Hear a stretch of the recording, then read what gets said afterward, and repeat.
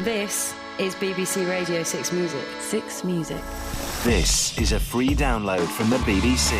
To find out more, go to the 6 Music website. Hello and welcome to this year's BBC Music John Peel Lecture in Salford, part of the Radio Festival with 7 Digital and with me, Lauren Laverne. The Peel Lecture, of course, takes its inspiration from John Peel, one of the greatest radio broadcasters of all time. Let's just take a moment to remember why. This is 6 Music. 6 Music. I like the idea that as you're educating yourself to the present and to the future, you're also re-educating yourself as to your past. This is the first of a new series of programmes in which you may hear just about anything. We'll also play records by groups that you may not have heard of that we consider worthy of exposure. John Peel, who would have been 75 this year, was a broadcaster who changed the landscape of British music. If you can get a lot of people listening to Captain Beefheart, whether they listen to him because it's a cult thing or because they really listen, doesn't really matter that much. Chances are they'll get into it properly eventually anyway. You know, it's worth all the ludicrous nonsense you have to go through to do it. While this has been playing, I have to say, we've been having a bit of a debate here in the studio about whether it should be played at 45 or 33 and a third. When I was listening to it at home, 45 sounded right, but it sounds a bit mad now. When we'd first played reggae, people had written in and said, come on, old fella, pull yourself together, as they do now with hip-hop. Actually, that's better, actually, that's to be said. I wanna hold her tight, get teenage kicks right through the night. The very fact that we are always going to be linked with John Peel, it's such a compliment to us. I don't think we could ever say enough words of thanks to him. Hello and welcome back to Glastonbury, where it is not at the moment raining, which is quite exciting in itself. I can't really describe what it is that I find attractive about the things that I do find attractive. I really don't know what it is I don't like about Bruce Springsteen. It just doesn't ring true to me. More of the same unpleasant and disorientating racket on tomorrow night's programme. Until then, from me, John Peel, good night and good riddance. Marking the 10th anniversary of his death, BBC Music presents the John Peel Lecture. Of course, the Peel Lecture celebrates John and keeps his spirit alive. And we do this by asking another standout, opinionated individual to share their ideas about the big debates in music and to shape what we're thinking and talking about, just as John would have if he was still here today. John was a figure who perpetually challenged the status quo and a man with a love of teenage kicks. So who better to deliver this year's lecture than an icon whose music has soundtracked teen rebellion for over 40 years. One-time forgotten boy, now the godfather of punk, and BBC 6 Music presenter, Iggy Pop. Come on now! I didn't really want to go to school and sign up for a lifetime of drudgery. Music gave me hope to go on another path in life.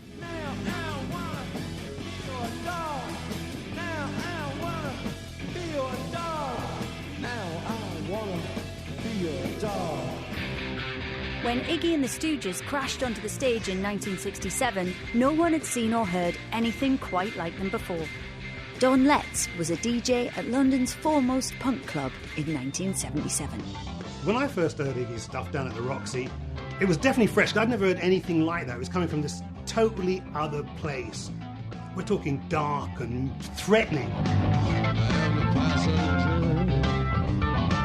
Iggy was a major inspiration to Pretenders vocalist Chrissie Hynde. It's electrifying. I think he ranks with the greatest performers of all time. I would put him up there with James Brown, and there aren't many that I would put in his category. He's my number one. The boy from a trailer park in Ypsilanti, Michigan, quickly earned a reputation as the wildest man in rock and the godfather of punk.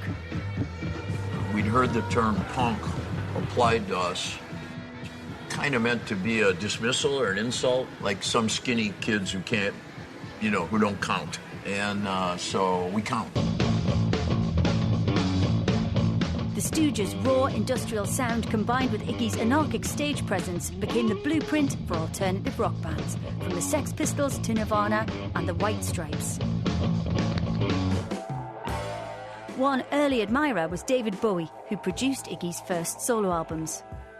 What a great, wonderful, funny, pithy, great writer he is. It is really odd. Iggy's been responsible for so much that's happened, especially on the punk side of rock, that he's never really had that kind of mass acceptance.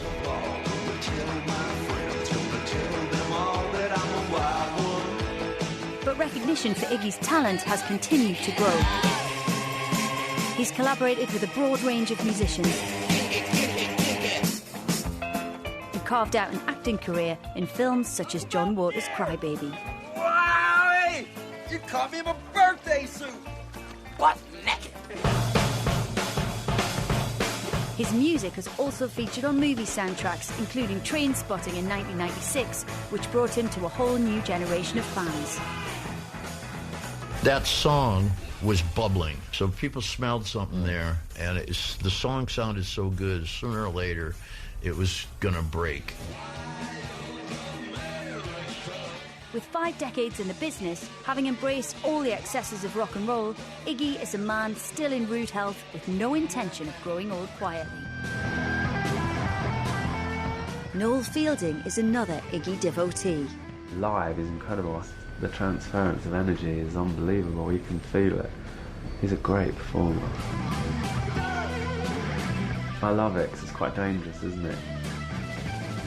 After reuniting with the Stooges and playing an unforgettable Glastonbury set in 2007, Iggy and the band were finally inducted into the Rock and Roll Hall of Fame in 2010. And now, in his latest role as presenter for Six Music, he's introducing listeners to his own musical passions. BBC Radio 6 Music. Iggy Pop's Rocking Rebels. Hey, that was Rumble by the late, great Link Wray. What I love about Six Music is that they've given me the chance with an open book to rediscover for myself and to play music that really rings my bell.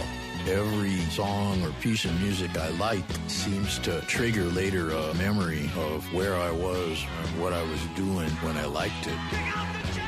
The mainstream was never what it was about. It was never about being the biggest band. It was never about being a household name. He always stayed outside the law. Well, come on! And for real rock fans, that's what really appeals to us about rock and roll.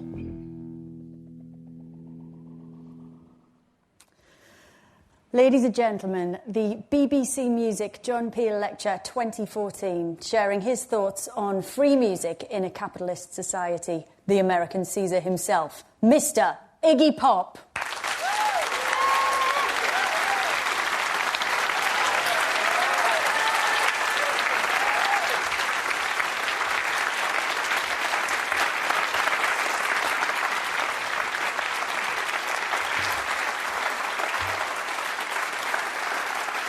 Hi. Can you hear me? All right, I'm Iggy Pop. I've held a steady job at BBC Six Music now for almost a year, which is a long time in my game. I always hated radio and the jerks who pushed that shit music into my tender mind, with rare exceptions. When I was a boy, I used to sit for hours suffering through the entire U.S. radio top 40, waiting for that one song by the Beatles and the other one by the Kinks. Had there been anything like John Peel available in my Midwestern town, I would have been thrilled.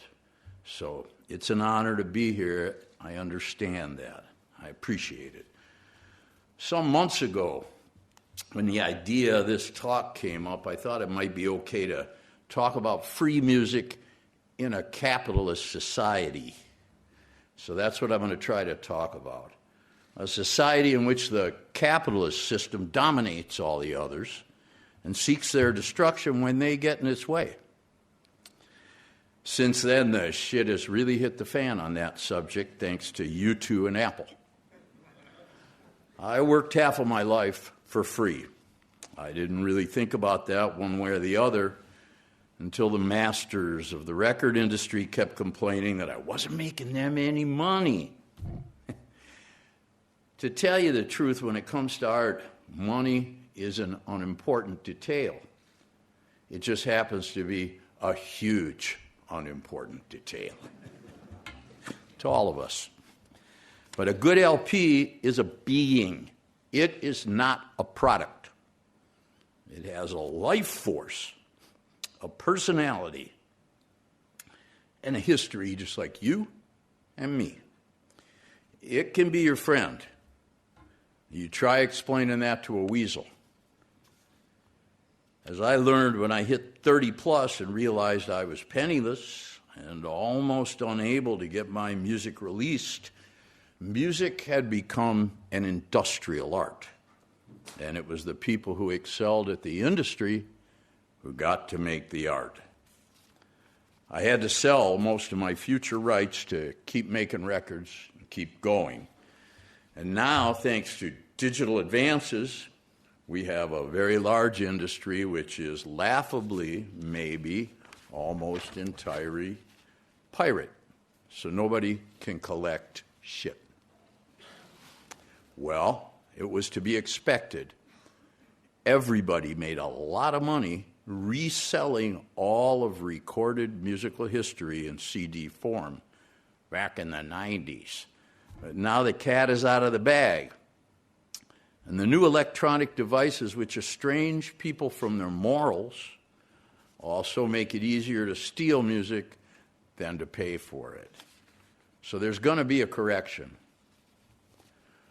When I started the Stooges, we were organized as a group of utopian communists. All the money was held communally, and we lived together while we shared the pursuit of a radical ideal. We shared all songwriting, publishing, and royalty credits equally. Didn't matter who wrote it.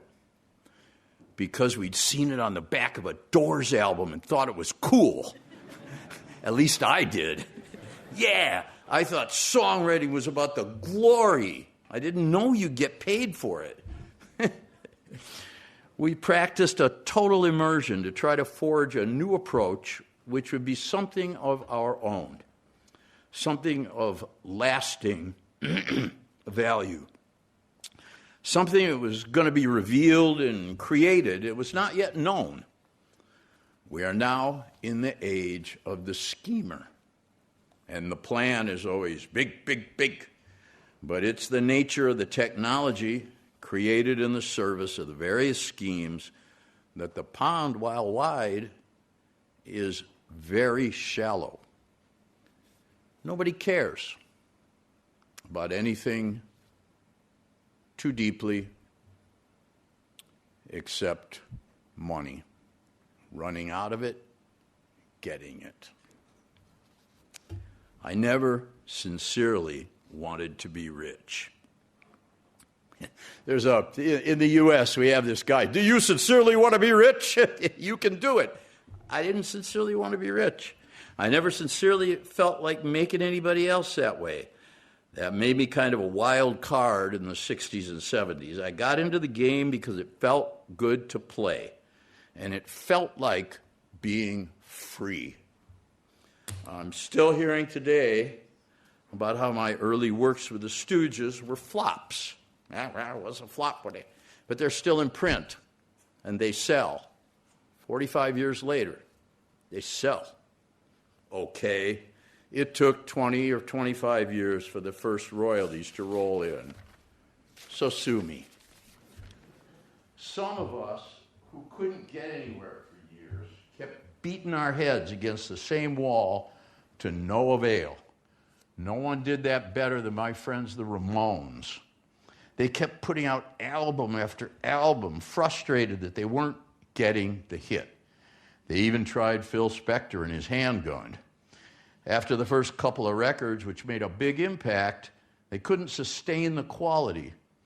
But I noticed that every album had at least one great song, and I thought, wow, if these guys would just stop, give it a rest, society would for sure catch up to them. And that's what's happening now, but they're not around to enjoy it. I used to run into Johnny in a little rehearsal joint in New York, and he'd be in a big room, all alone, with a Marshall stack, just going, dum, dum, dum, dum, dum, dum, dum, dum, dum, all by himself. I asked him why, and he said, If he didn't practice doing that exactly the way he did it live, he'd lose it. He was devoted and obsessive. So are Joey and Dee Dee. I like that. Johnny asked me one day, Iggy, don't you hate Offspring and the way they're so popular with that crap they play? That should be us. They stole it from us.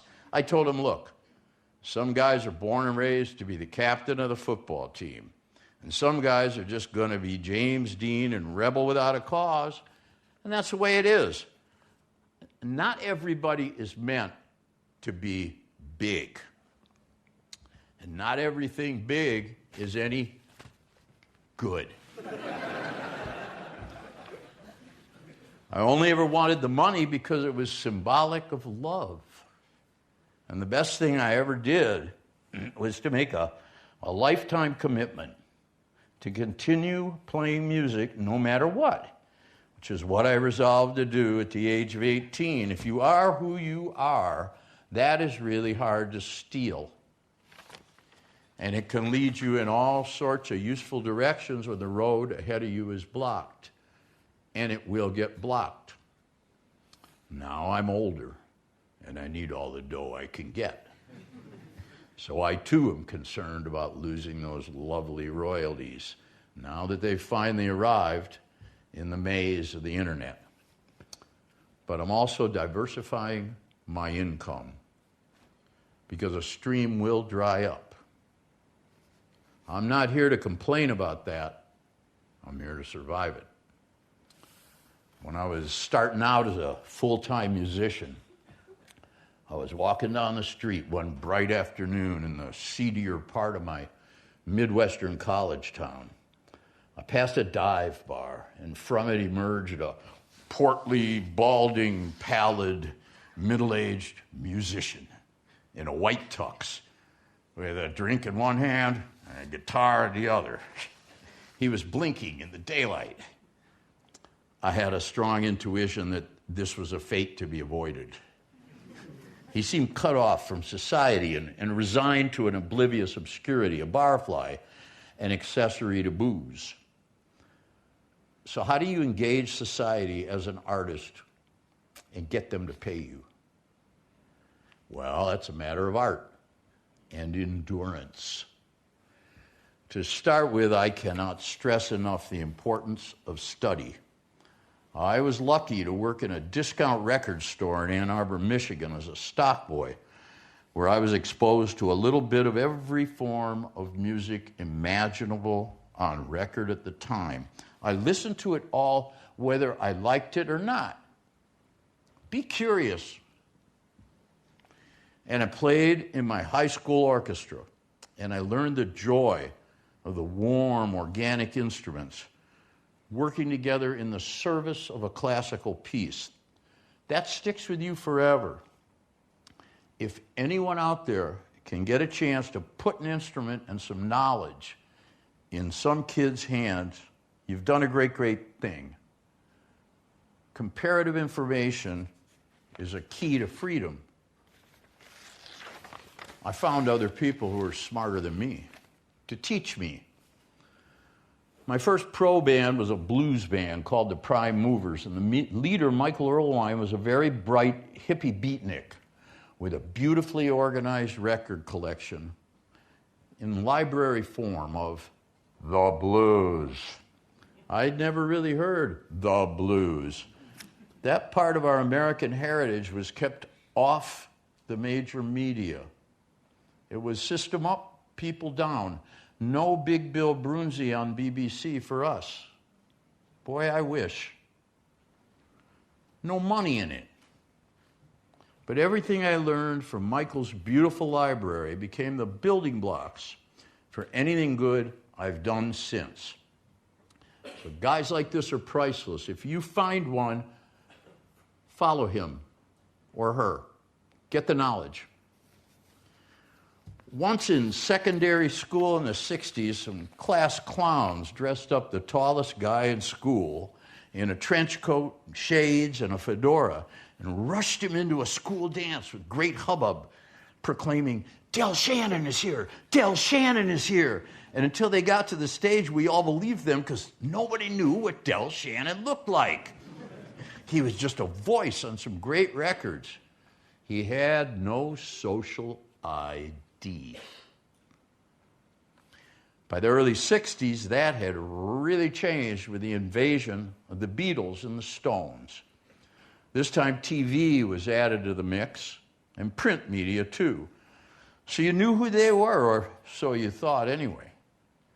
I'm mentioning this because the best way to survive the death or change of an industry is to transcend its form. You're better off with an identity of your own, or maybe a few of them, something special.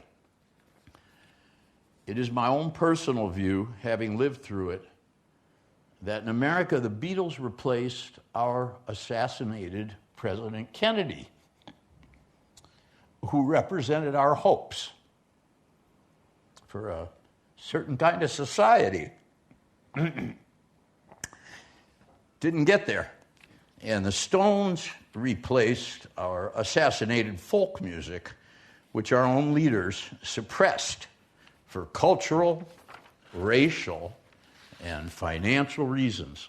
It wasn't okay with everybody to be Kennedy or Muddy Waters, but those messages could be accepted if they came through white entertainers from the parent culture. That's why they're still around.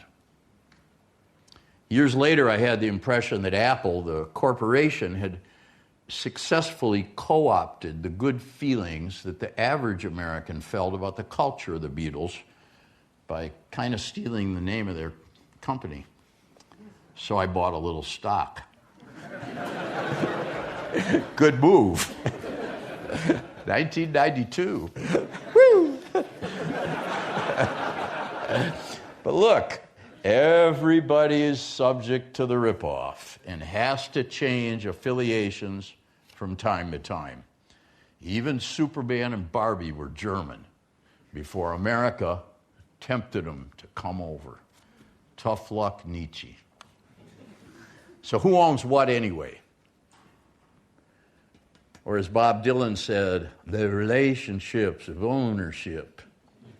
That's Gates of Eden. Nobody knows for long, especially these days. Apparently, when BBC Radio was founded, the record companies in the UK would not allow the BBC to play their master recordings because they thought no one would buy them for their personal use if they could hear them free on the radio. So they were really confused about what they had. They didn't get it. And how people feel about music. Because it's a feel thing, and it resists logic. It's not binary code. Later, when CDs came in, the retail merchants in America all panicked because they were just too damn tiny, and they thought, Americans want something that looks big, like a vinyl record. Well, they had a point, but their solution was a kind of Frankenstein. They called it the long box.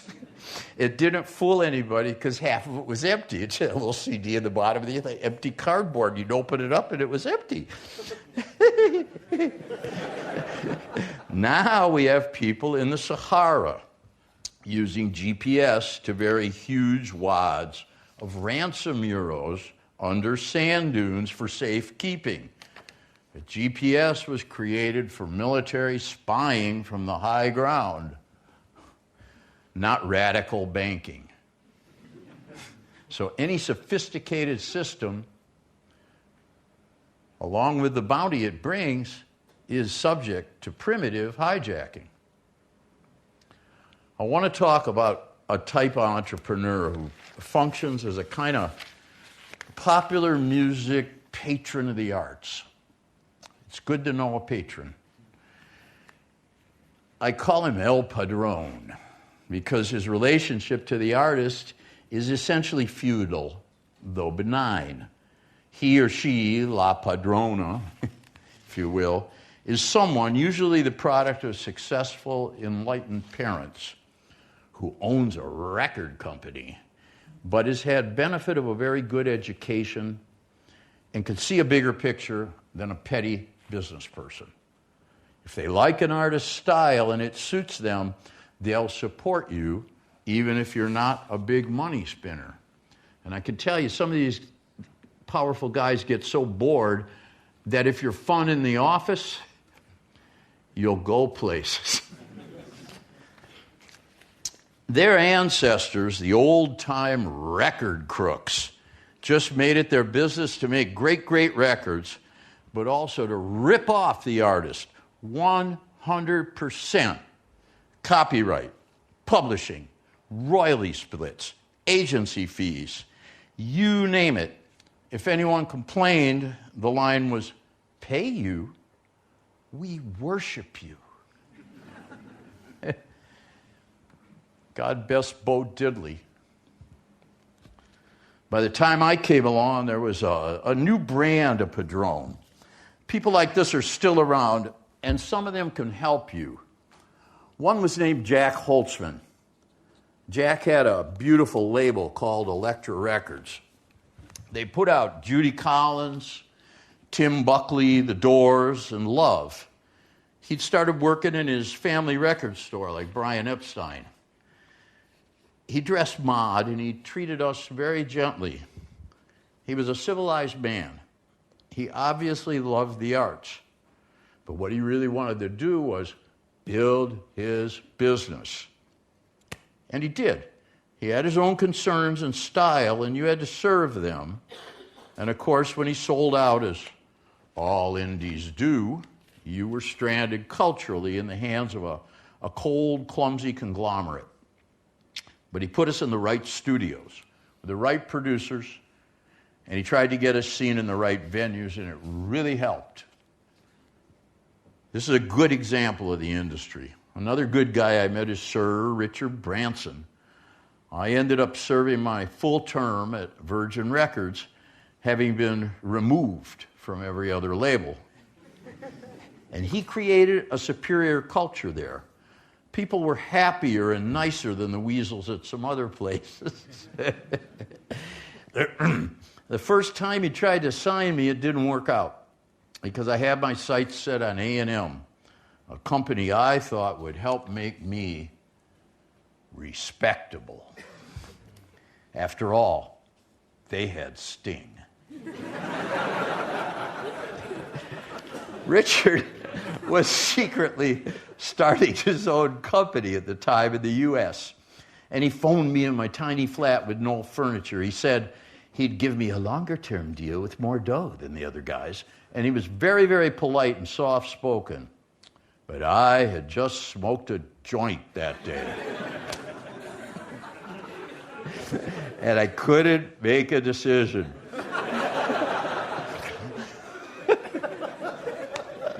So I went with the other guys who soon got sick of me.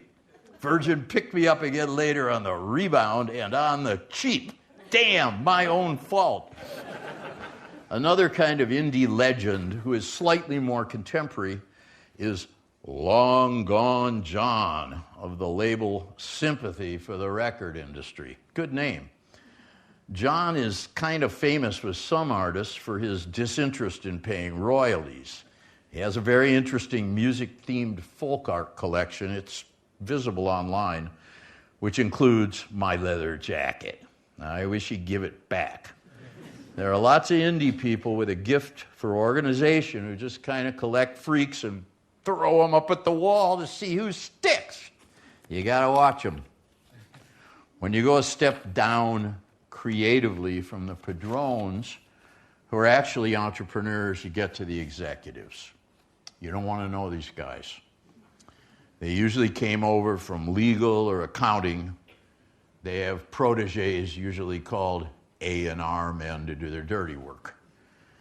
You can become a favorite with them if your fame or image might reflect limelight on their career. They tend to have no personalities to speak of, which is their great strength. strangely, they're never really thinking about the good of their parent company as much as old number one. Avoid them. If you're an artiste, they will make you feel sick or suicidal. The only good thing the conglomerate can do for you, and they've done it recently for me, is make you really, really ubiquitous. They do that well. But when the company is your banker, then you are basically going to be the Beverly Hillbillies. So it's best not to take their money, especially when you're young. These are very tough people, and they can hurt you. So who are the good guys, they asked me when they read this thing at BBC Six Music. Well, there are lots of them. In fact, today there are more than ever, and they are just about all indies. But first, I want to mention Peter Gabriel and WOMAD for everything they've done for what seems like forever to help the greatest musicians in the world, the so-called world musicians, to gain a foothold and make a living in the modern, screwed-up cash and carry world. Traditional music was never a for-profit enterprise. All the best forms were developed as a kind of your job in the community. You know, it was pretty good. Yeah, I'm a musician. I'm going to skip like doing the dishes or taking the trash out. It was like that more. And it's not surprising that all the greatest singers and players come from parts of the world where everybody is broke and the old ways are getting paved over. So it's crucial for everyone that these treasures not be lost. There are other people of means and intelligence who help others in this way, like Philip Glass through Tibet House, David Byrne with Luwaka Bop, Damon Albarn through Honest John Records. Shout out to Hypnotic Brass Ensemble. Almost all the best music is coming out on indies today, like XL, Matador, Burger, Anti, Epitaph, Mute, Rough Trade, 4AD, Sub Pop, etc., etc. But now YouTube's trying to put the squeeze on these people because it's just easier for a power nerd to negotiate with a couple big labels who own the kind of music that people listen to when they're really not that into music, which of course is most people. So they've got the numbers. But indies kind of have the guns. I've noticed that indies are showing strength at some of the established streaming services like Spotify and Rhapsody. People are choosing that music. And it's also great that some people are starting their own outlets like Pledge Music, Bandcamp, Drip, etc., etc. As the commercial trade swings more into general showbiz, the indies will be the only place to go for new talent outside the Mickey Mouse Club. And so I think they were right to band together and sign the Fair Digital Deals Declaration. There are just so many ways to screw an artist that it's unbelievable. In the old vinyl days, they would deduct 10% breakage fees for records supposedly broken in shipping, whether that happened or not. And now they have unattributed digital revenue, whatever that means. It means money for some guy's triple bypass. I actually think that what Tom York has done with BitTorrent is very good. I was going to say here, sure, the guy is a pirate at BitTorrent, but I was warned legally, so I'll say, sure, the guy at BitTorrent is a pirate's friend. But all pirates want to go legit, just like I wanted to be respectable. It's normal. After a while, if people feel like you're a crook, it's too hard to do business. So it's good in this case that Tom York is encouraging a positive change. The music's good. It's being offered at a low price. direct to people who care.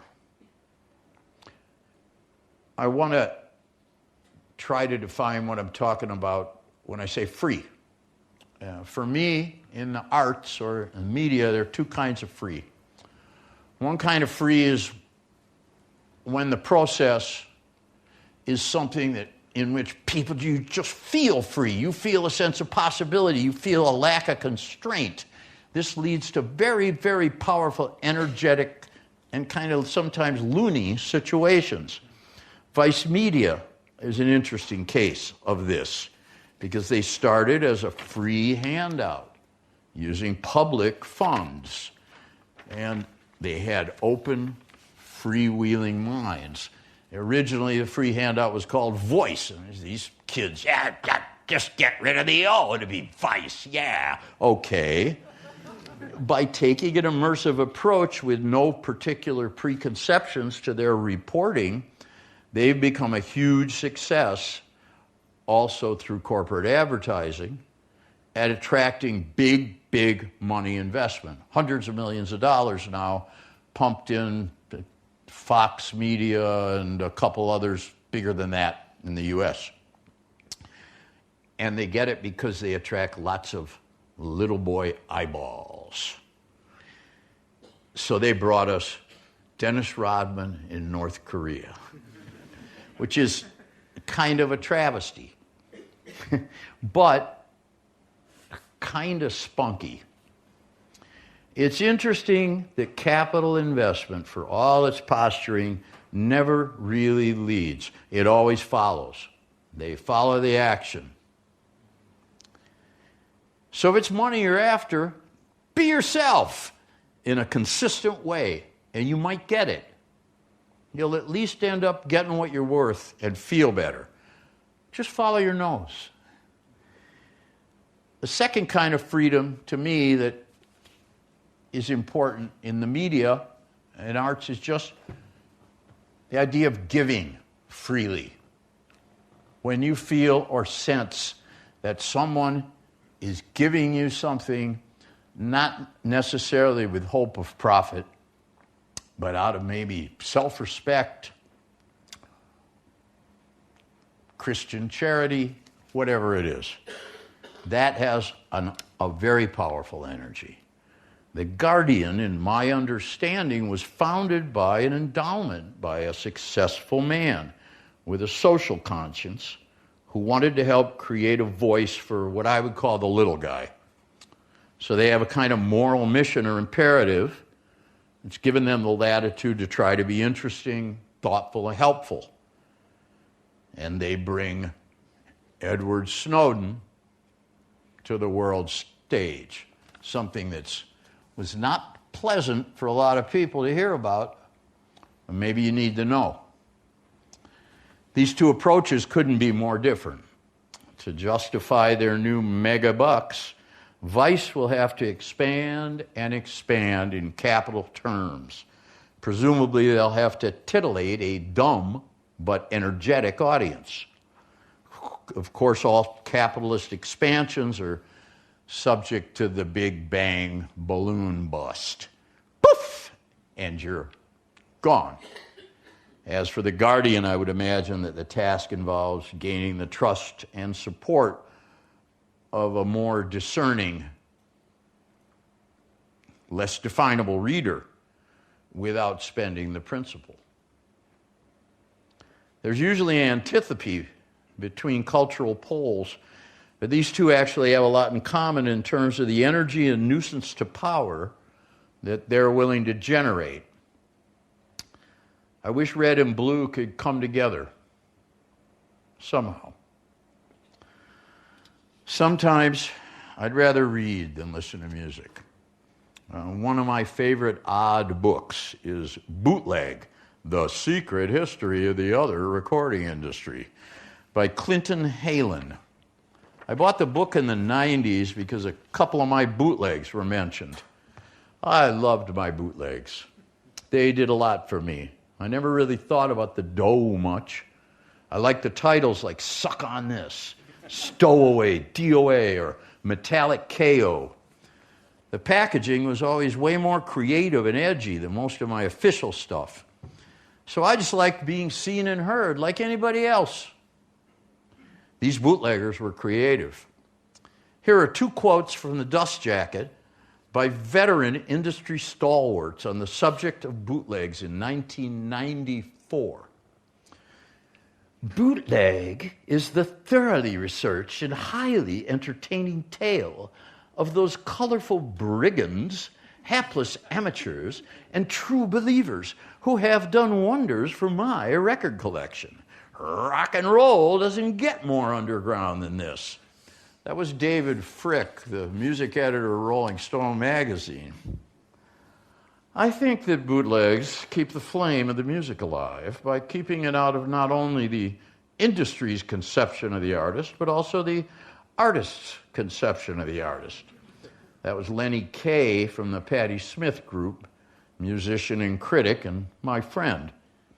Wow, sounds vital and heroic.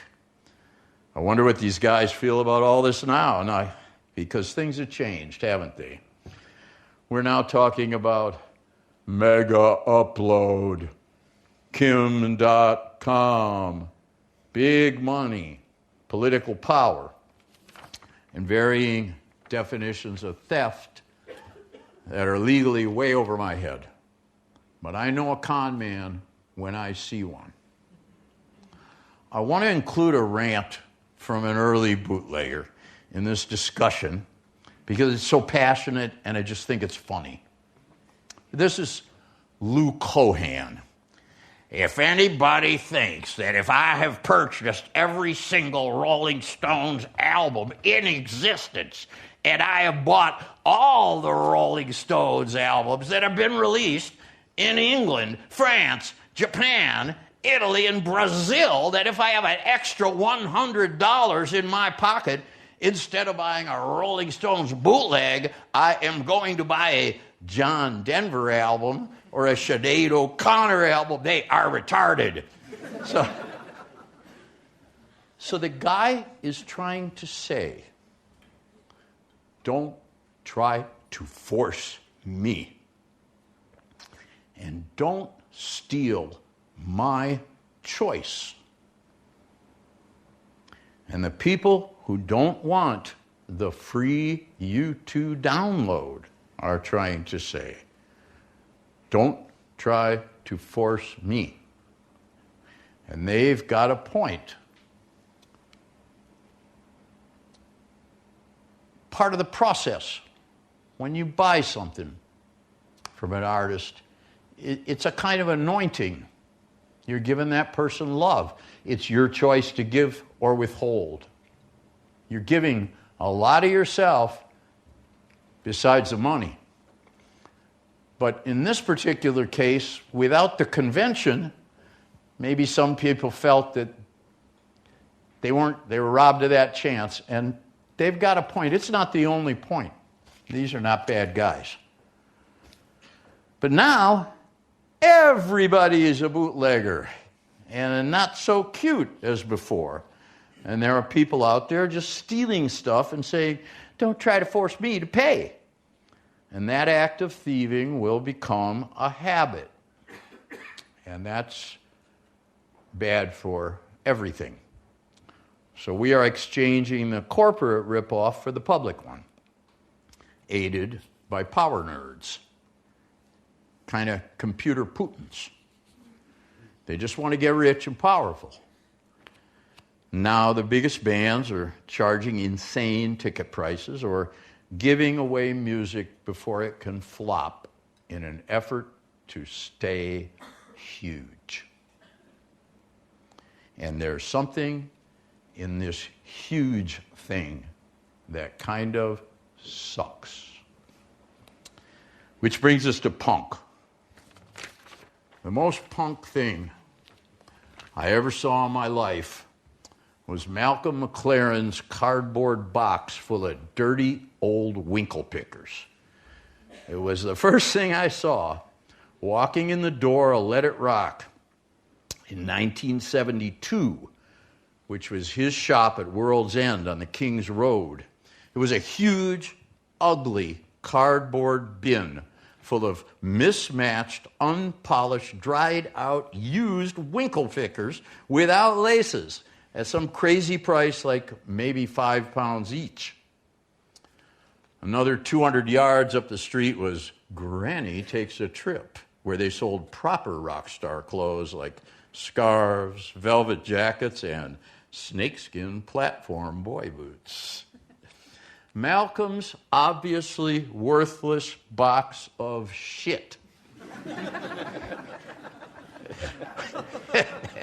was like a firebomb against the status quo because it was saying that these violent shoes have the right idea and they are worth more than your fashion, which serves a false value.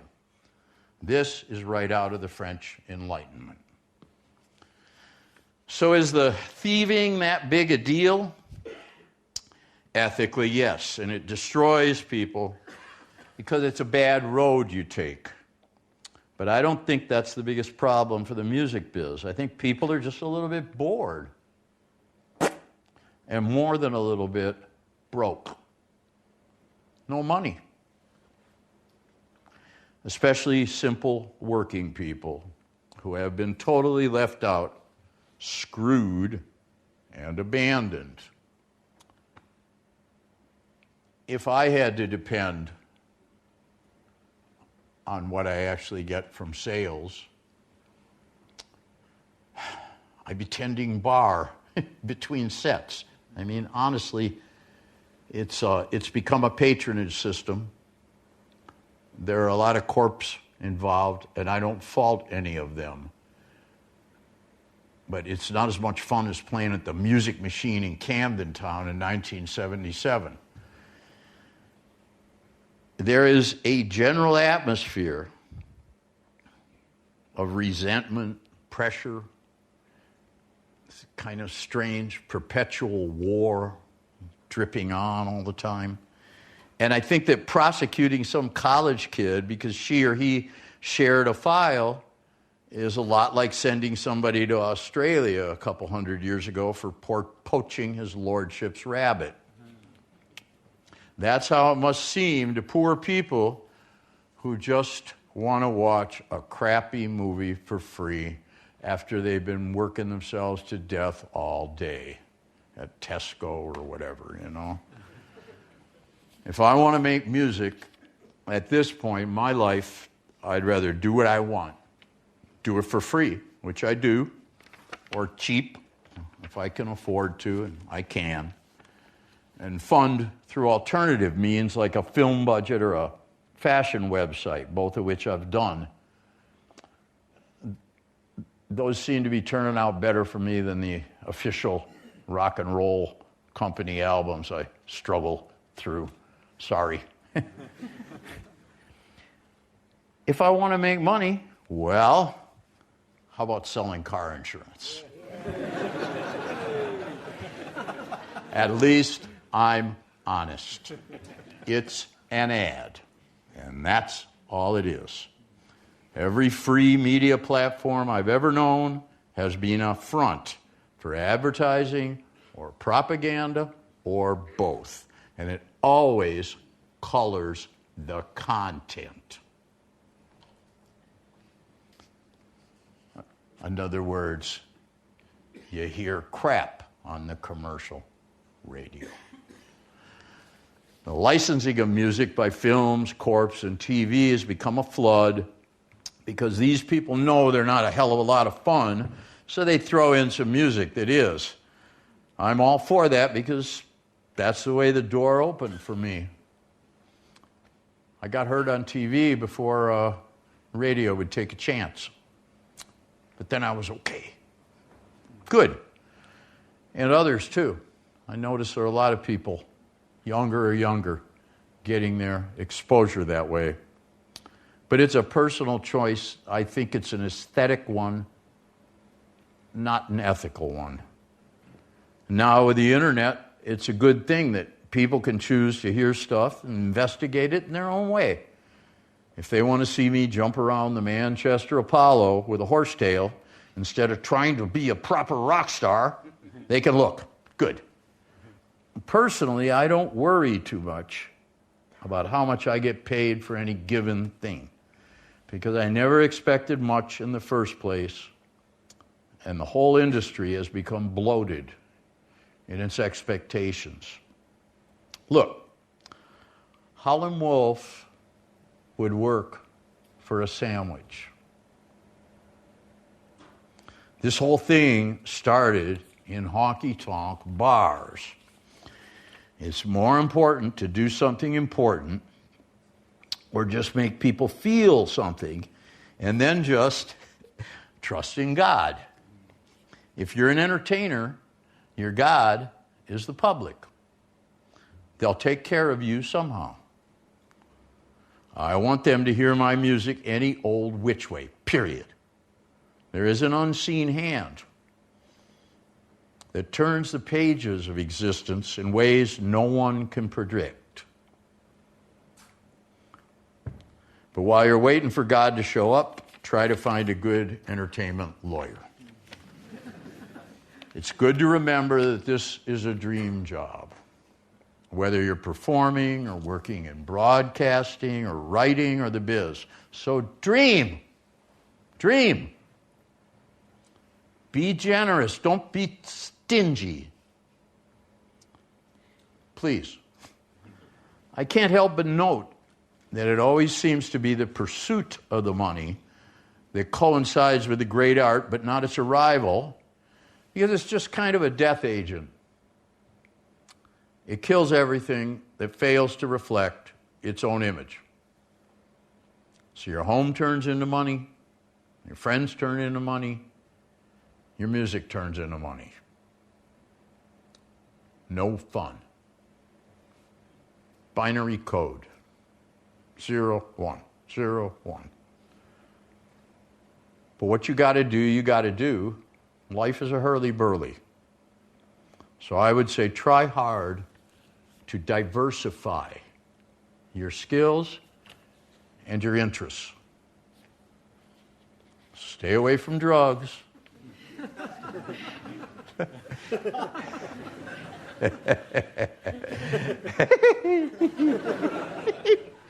And talent judges. Get organized. Big or little, that helps a lot. I'd like you to do better than I did. Keep your dreams out of the stinky business or you'll go crazy, and the money won't help you. Be careful to maintain a spiritual exit. Don't live by this game, because it's not worth dying for. Hang on to your hopes. You know what those are. They're private, because that's who you really are. And if you can hang around long enough, you should get paid. It's the ending that counts, and the best things in life really are free. There, I'm done.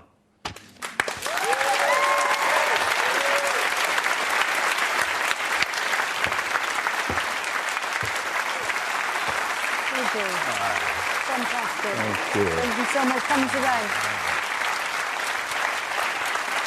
Yeah.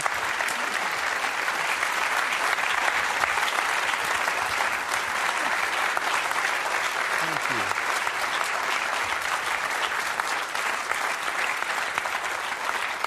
What a wonderful lecture. Thank you so much. Iggy Pop, ladies and gentlemen. Wasn't that great? Thank you. Iggy, I believe that was the first lecture you've ever given, right? First, yeah, the first real deal. How was it for you? It was wonderful. It was, different.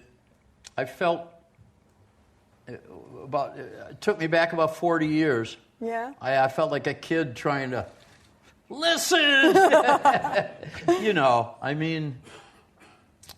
What I have to say, it's just what I have to say. It's no better than what you or you. It's just what I had to say, and that's it. Why did you say yes when you were asked to give the lecture this year? Well, look, I've been working all year, spelling for Jarvis on Six Music, and I'm doing it in Miami. And when they asked, I just thought it would be rude not to show face, and there was a little line item toward the end of the page. The proposal said, John Peel lecture. You know, so what is this lecture? You know, and I someone close to me said, oh, well, it'll probably you just talk with a couple notes for 5 or 10 minutes and do a Q&A, you know.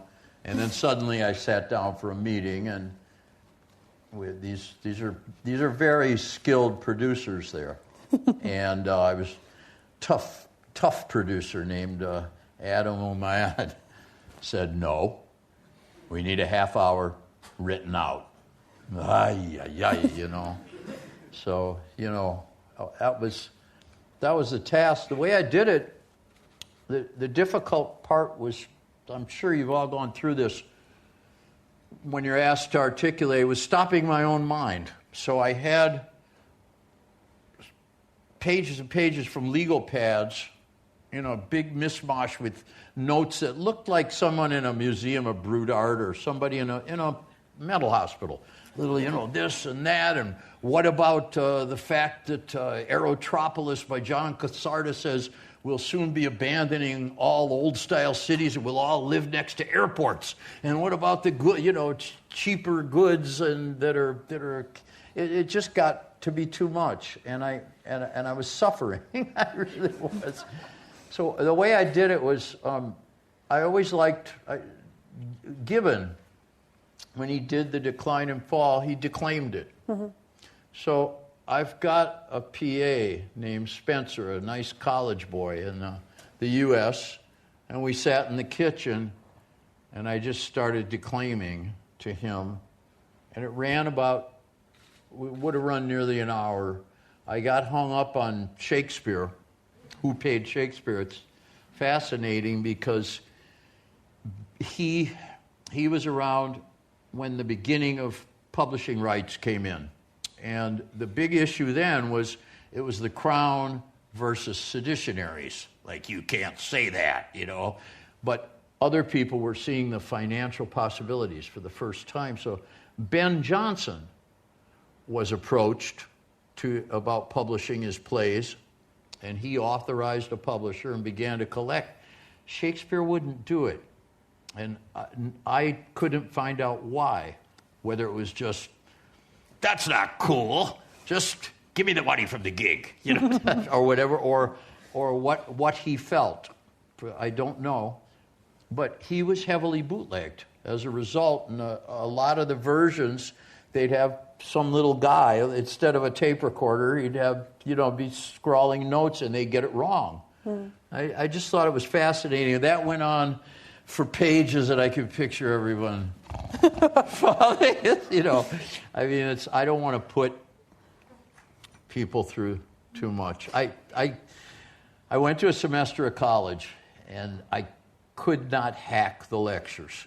So was it anthropology you studied? Yeah, the anth was a fun, and there was Asian studies was a good one. But in the lectures, a lot of the profs, they sort of act like, you are in the presence of God or Satan. You know, take your, and I'm just boy, if you don't get it, you know, so I don't know. I'm guessing that a lifetime in the music business has been quite a good informal study of anthropology anyway. Well, Anth 101 is a lot like going to a club. Same thing. Iggy, there's a couple of things I wanted to pick up on while we have you. When your description of the music industry as a pond that is wide but shallow, it reminded me of Hunter Thompson, that Hunter Thompson quote about the money trench. That's interesting. I didn't know that. I wondered whether you think that there are more crooks in the music business than in other businesses. No, and actually I was speaking about just, it's all one system now, and it really doesn't matter if it's like little baby booties or CDs. I had there was a professor, somebody here would know, it wasn't Harold Bloom. was another one in the 80s, a right-winger in the U.S., who was sure that the world was going to come to an end because he used the image of a boy listening to Michael Jackson on a Sony Walkman. And he said, here this person is, being enabled through billions of years of evolution and then many thousands of years of science and humanities that came before it, learning, math and everything, all in the service of listening to, and, that kid should be learning Latin. And because of this, the society was going to collapse soon. And I thought, I remembered that from my reading, and I thought, well, if he couldn't have foreseen that now you don't even need the content. People are more fascinated with the device. I'm sure somebody here has read Neuromancer, which was a great novel in the 90s, and the protagonist has he's got a plug just stuck right in his neck. He's quasi. And so to me, it's just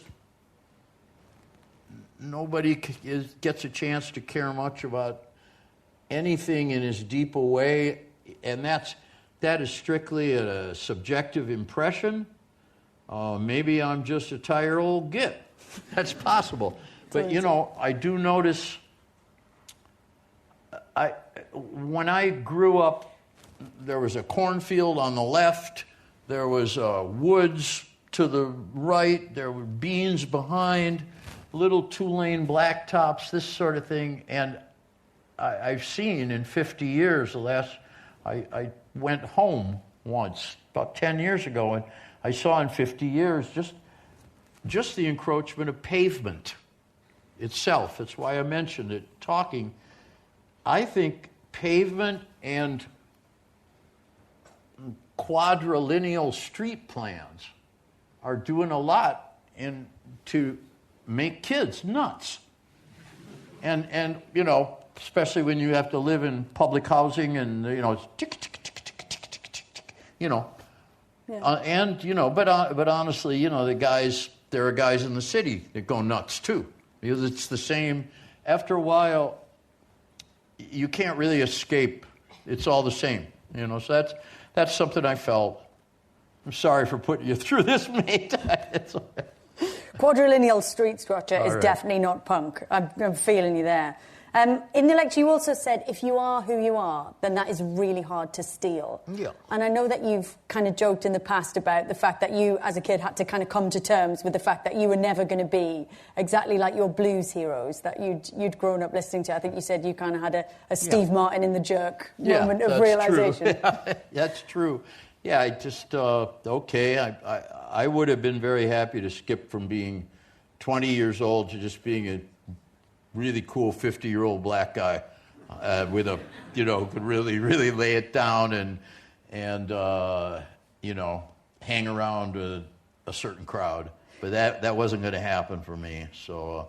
How would you describe the identity that did come together then, that creative identity that you found? Well, I thought I knew I knew I didn't have a lot of highly developed skills, but I knew my way around a beat, and I knew my way around different forms of music that hadn't been mined yet, and I thought I could write prose and poetry.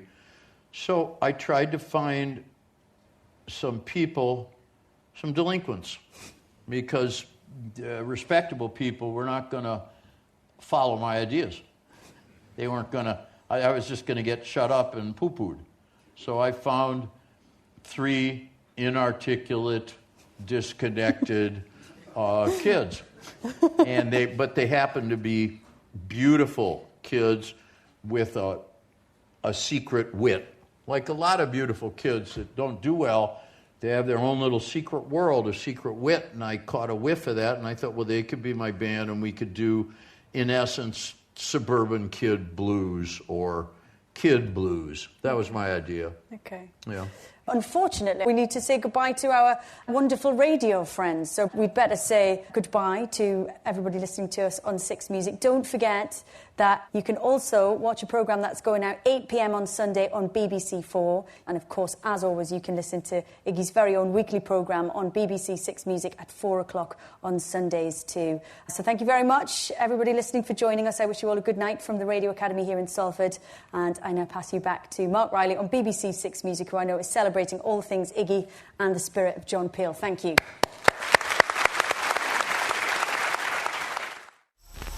BBC Radio 6 Music.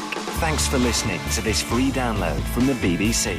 For more Six Music downloads, like The Joy of Six, go to the Six Music website.